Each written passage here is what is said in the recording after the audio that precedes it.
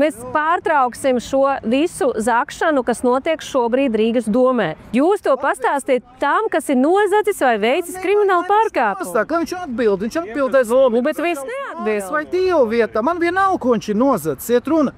Ko tu varētu izdarīt pēc tam, ka viņš ir nozacis, lai viņš ir, varbūt viņš atbildēs kādreiz mūžā, viņam vecumā pīpējot cigāru, uznāks sirdsapziņa, viņam varbūt būs slikti.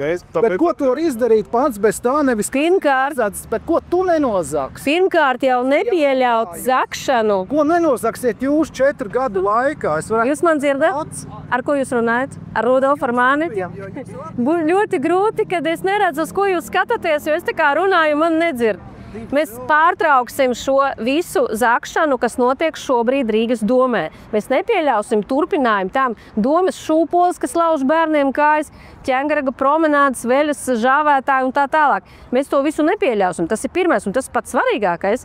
Un tas, ka varbūt jums nav interesanti, kur jūs naudu palikusi. Citiem gan ir interesanti, kas to naudu ir izsaimniekojis un kur tā nauda ir palikusi. Tas ir otrs, kas ir jāpanāk. Un trešais tam Rīgas doma, ko viņa dara? Viņa tērē iedzīvotāju ienākumu nodokli. Ņem un tērē. Un jautājums, kā viņa to tērē? Vai viņa tērē kaut kādiem saviem brāļiem, māsīcām un draugiem, visādiem projektiņiem, vai viņa tērē cilvēkiem?